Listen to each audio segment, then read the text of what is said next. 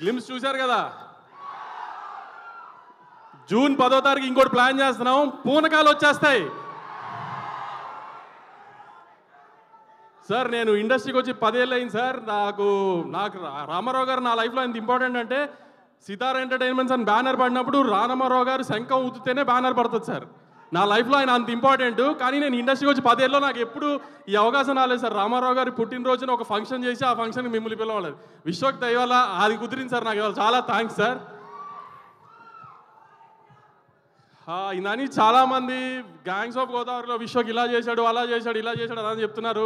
అది మాట్లాడినంత బాగా నేను చెప్పలేను, కానీ సినిమా ఇంత పగలు తీస్తుంది, అంత పగలు తీస్తుంది, ఇంత రెవెన్యూ చేస్తుంది, ఆ మాటలు కాదు. కానీ ఇది May 31 తర్వాత విశ్వ కెరియర్లో before gangs of Godavari, after gangs of గోదావరిలో మాట్లాడుకుంటారు విశ్వ గురించి మాత్రం.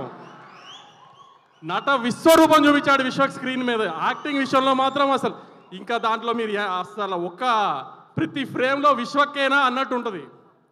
అలానే మా డైరెక్ట్ కృష్ణ చైతన్య కూడా చాలామంది షాక్ అయ్యేటట్టు తీశాడు సినిమా. ఇది నిజంగానే కృష్ణ చైతన్యనే తీశాడా నాకే అనిపించింది.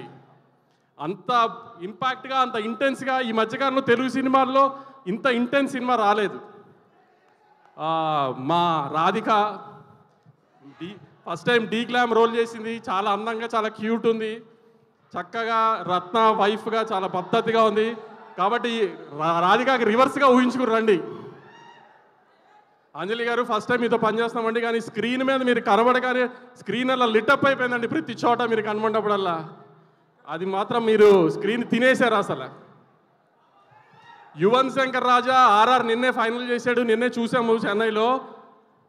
ఇరగా తీసేశాడు RR. మీకు ఈ ట్రైలర్లో కనిపించిన RR జస్ట్ 10%.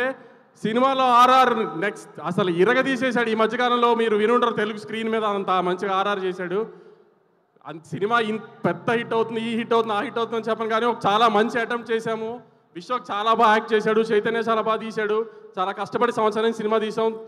బాలయ్య బాబు గారు వచ్చి మమ్మల్ని ఆదరించారు ఈ సినిమాకి. అలానే ప్రేక్షకులు కూడా May 31 ఆదరిస్తారని కోరుకుంటూ జై NTR. Thank you so